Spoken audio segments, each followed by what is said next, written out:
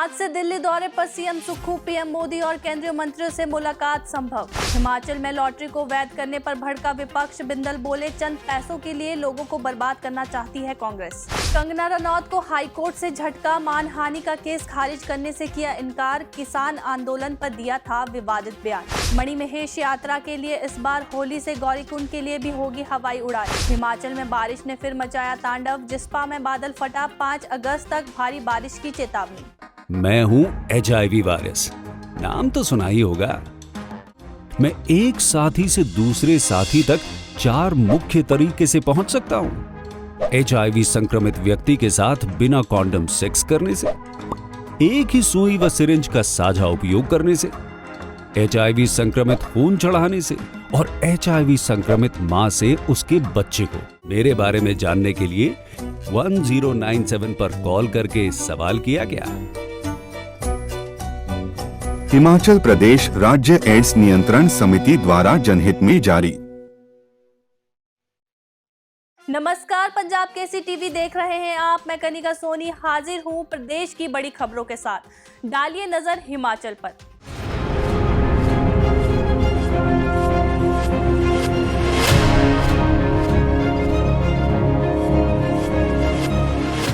आज शिमला में मुख्यमंत्री ठाकुर सुखविंदर सिंह सुक्खू ने प्रदेश से आए लोगों की समस्याओं को सुना। मुख्यमंत्री ने हर विषयों पर विस्तार से चर्चा कर संबंधित विभागों को आवश्यक कार्रवाई के निर्देश दिए। मुख्यमंत्री ने कहा कि जनसंवाद कार्यक्रम हमारी सरकार का लोगों से सीधा जुड़ाव और पारदर्शी शासन की दिशा में मजबूत कदम है। सरकार का प्रयास है कि हर व्यक्ति की बात सुनी जाए और उस पर ठोस निर्णय भी लिया जाए। वहीं इसके बाद सीएम सुक्खू दिल्ली रवाना हुए। बता दें, खराब मौसम के चलते सीएम का हेलीकॉप्टर उड़ नहीं पाया, इसीलिए वे सड़क मार्ग से ही शिमला से चंडीगढ़ के लिए निकले। दिल्ली में सीएम प्रधानमंत्री नरेंद्र मोदी और केंद्रीय मंत्री से मुलाकात कर सकते हैं और हिमाचल में आई त्रासदी को लेकर राहत पैकेज की मांग कर सकते हैं। इससे पहले सीएम कांग्रेस पार्टी के संवैधानिक चुनौती कार्यक्रम में शामिल होंगे। सीएम आज पर्यावरण, वन एवं जलवायु परिवर्तन मंत्री भूपेंद्र यादव से मुलाकात करेंगे।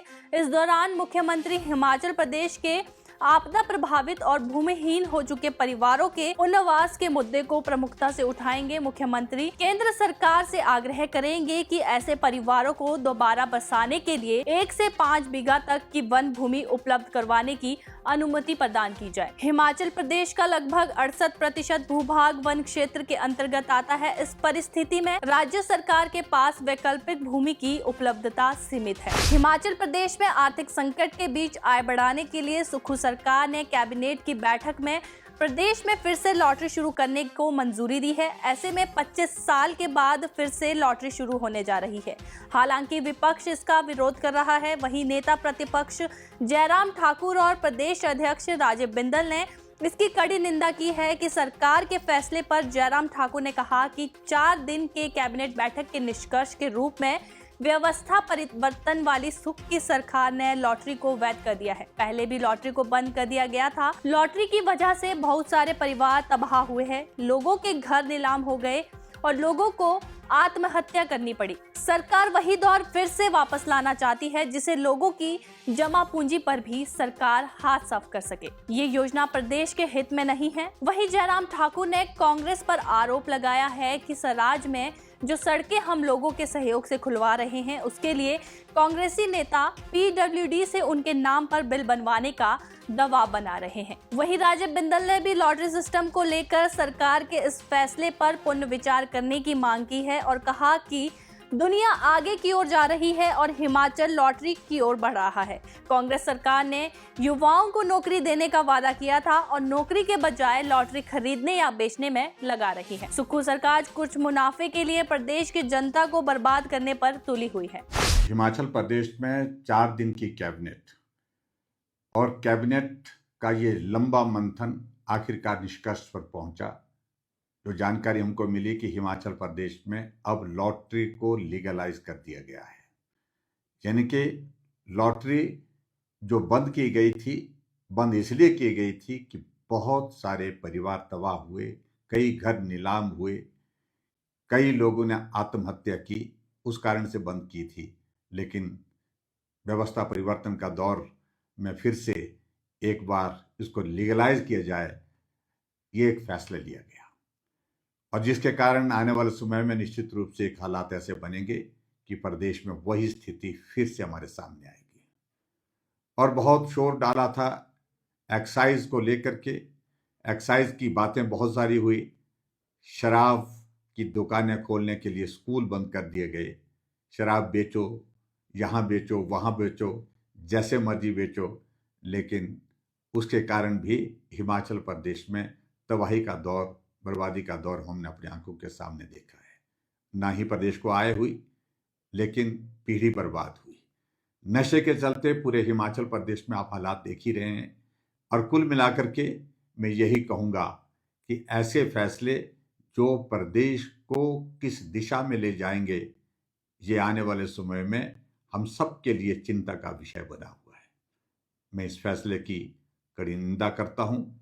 ये फैसला प्रदेश हित में नहीं है। हिमाचल प्रदेश के बेरोजगारों को एक और काम हमारी सरकार ने, कांग्रेस की सरकार ने, सुखविंदर सिंह सुक्खू जी की सरकार ने दे दिया है कि बाजार में जाओ, लॉटरी खरीदो।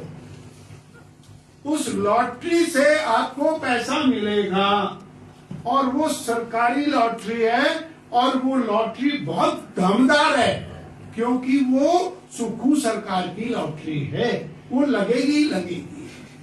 लॉटरी खरीदो, लॉटरी बेचो, बसों में जाओ और आ जाओ, ले लो लॉटरी, ले लो लॉटरी, ले लो लॉटरी, लॉटरी बेचो और लॉटरी खरीदो। ये है कांग्रेस सरकार की, सुखविंदर सरकार की और इनकी कैबिनेट के सारे मंत्रियों को एलिगेट कर रहा हूं मैं, नॉट ओनली सुखविंदर सिंह सुक्खू, क्योंकि फैसला कैबिनेट ने किया है और सारे मंत्री उस कैबिनेट के अंदर बैठ करके इन बेरोजगारों के साथ ये भद्दा मजाक इन्होंने किया है। आओ सुक्खू भाई की लॉटरी खरीदो, सुक्खू भाई की लॉटरी बेचो। बहुत शर्मनाक, बहुत निंदनीय। और जहां माननीय मुख्यमंत्री जी इस प्रकार की प्रदेश को डिरेल करने के फैसले के लिए जिम्मेवार हैं, इनकी पूरी की पूरी कैबिनेट वो पूरी तरह से जिम्मेवार है। सांसद कंगना रनौत को पंजाब हरियाणा हाई कोर्ट से झटका लगा है। अदालत ने उनकी मानहानि की शिकायत रद्द करने की याचिका खारिज की है। यह याचिका 2021 में भटिंडा में दर्ज हुई थी। दरअसल 2021 में किसान आंदोलन के दौरान कंगना ने भटिंडा के गांव बहादुरगढ़ झंडिया की रहने वाली 87 वर्षीय महिला किसान महेंद्र कौर को 100 रुपए लेकर धरने में शामिल होने वाली औरत कहते हुए ट्वीट किया था। इसके खिलाफ महेंद्र कौर ने कोर्ट में केस दायर किया था। मामले की करीब 13 महीने तक सुनवाई चली। भटिंडा की कोर्ट ने कंगना को समन जारी करते हुए कोर्ट में पेश होने को कहा गया था।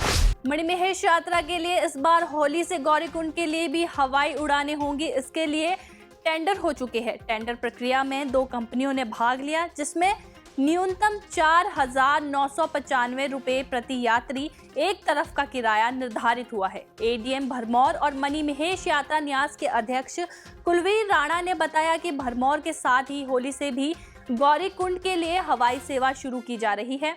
टेंडर के बाद कंपनियों ने आगामी जरूरी कार्रवाई शुरू कर दी है। उन्होंने बताया कि मणिमहेश यात्रा के दौरान भरमौर से गौरीकुंड तक की हवाई यात्रा के लिए 3,340 रुपए एक तरफा किराया प्रति सवारी निर्धारित हुआ है और होली से गौरीकुंड के लिए 4,995 रुपए प्रति सवारी एक तरफा किराया निर्धारित हुआ है। भरमौर से गौरीकुंड तक की टेंडर प्रक्रिया में कुल 5 कंपनियों में भाग लिया था, जिनमें से 2 कंपनियों का चयन किया गया है, जिसमें हिमालयन हेली सर्विस और राजस एरो स्पॉट शामिल है। जी, ये होली गौरीकुंड रूट के लिए जो हमने इनवाइट किया था टेंडर, आज उसको खोला गया तो उसमें 2 कंपनियों ने पार्टिसिपेट किया है जी। तो उसमें जो लोएस्ट आई थी चिप्सन एविएशन करके नाम की कंपनी है जी। इसने 4995 रुपये जो लोएस्ट फेयर वन साइड जी होली से गौरीकुंड का इसने कोट किया है। जो दूसरी कंपनी थी उसने भी इसको मैच करने का उसने अपनी हामी भरी है। तो ये 2 कंपनियां जो हैं वो इस रूट पे ऑपरेट करने के लिए उन्होंने एग्री किया है। तो इनको जो है आगे की जो फॉर्मेलिटी करेंगे और इनको जो है लेटर ऑफ अवार्ड वगैरह जारी होगा, तो आशा करेंगे कि इस बार जो है होली से भी उड़ानें जो हैं संभव हो पाएंगी। जी, अब जो जिनको भी जो लोस्ट है उनको हम लेटर ऑफ अवार्ड करते हैं और एग्रीमेंट होता है उनके साथ। उस एग्रीमेंट के बेस पे वो फर्दर जो अपनी क्लियरेंसेज हैं DGCA से, मिनिस्ट्री ऑफ डिफेंस से, वो अपनी क्लियरेंसेज वो लेते हैं और उसके उपरांत ही जो है वो जो अपनी उड़ान है वो वहाँ से करेंगे।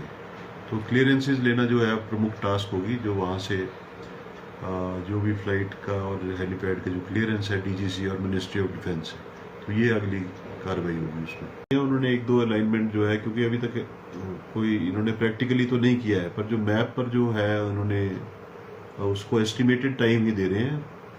तो ये 12-14 मिनट का जो टाइम बता रहे हैं कि उसमें जो रहेगा, तो जब एक्चुअल फ्लाइट होगी और उसका ट्रायल होगा उसके उपरांत ही हम ये बता पाएंगे कि एक्चुअली कितना। हिमाचल प्रदेश में लगातार बारिश के कारण जगह जगह भूस्खलन से कई इलाकों में सड़कें, बिजली व पेयजल आपूर्ति ठप है। इससे लोगों की दुश्वारियां बढ़ गई है। जनजातीय जिले लाहौल स्पीति के जसपा के मरशेन नाला के समीप बादल फटने से नाले में बाढ़ आ गई है। इससे मनाली लेह मार्ग बंद हो गया है। बादल फटने के बाद बड़ी बड़ी चट्टानें भी सड़क पर आ गई है। वहीं किरतपुर मनाली 4 लेन पर समलेटू के पास भूस्खलन होने से बाधित हो गया था। चंडीगढ़ की ओर जाने वाले वाहनों को पुराने मार्ग यानी नौणी स्वारघाट होकर भेजा गया। वहीं पंडो बांध के पास चंडीगढ़ मनाली NH अवरुद्ध हो गया है। चंडीगढ़ मनाली NH पर मंडी से कुल्लू की ओर आने वाले मार्ग पर स्थित कैंची मोड़ 4 लेन से आगे मगर नाले के पास एक बार फिर सड़क धंसने लगी है। यहाँ पर यातायात पूरी तरह से बंद है। कुल्लू के लग घाटी में नालों में पानी आने से भूमती सड़क मार्ग क्षतिग्रस्त हुआ है। चंबा जिला में भी भारी बारिश ने लोगों की मुसीबतें बढ़ा दी है। भरमौर पठानकोट हाईवे समेत 45 मार्गों पर आवाजाही बाधित है। वहीं चंबा तीसा मुख्य मार्ग कॉलोनी मोड़ के समीप भूस्खलन से बंद हो गया। चंबा जोत मार्ग पर वाहन बाढ़ की चपेट में आ गए। नकरोड़ चांजू मार्ग पर भी कटवाड़ के समीप रास्ता अवरुद्ध हो गया है। बात करें जिला कांगड़ा की तो यहाँ शाहपुर के अंतर्गत बोड़ू सारना पंचायत के सारना गांव में भारी बारिश के चलते मकान गिरने की कगार पर है। प्रभावित परिवार का पुराना स्लेट पोश मकान भी भूस्खलन की चपेट में आ गया था। साथ ही शौचालय और बाथरूम भी भूस्खलन के कारण गिर गया है। बताया जा रहा है कि मकान वाली जगह पिछले 2 दिनों से धंसना शुरू हो गई है। वहीं जिला किन्नौर के पागल नाला और रुनुंग नाला में भी बाढ़ आने से NH बंद हो गया था। मौसम विभाग की माने तो अगले कुछ दिनों तक भारी बारिश होने की संभावना है, जिसके चलते मौसम विभाग ने येलो अलर्ट जारी किया है। ये अलर्ट 1 अगस्त से 5 अगस्त तक के लिए है। आज के बुलेटिन में इतना ही। कल फिर मिलेंगे, तब तक बने रहिए पंजाब केसरी टीवी के साथ।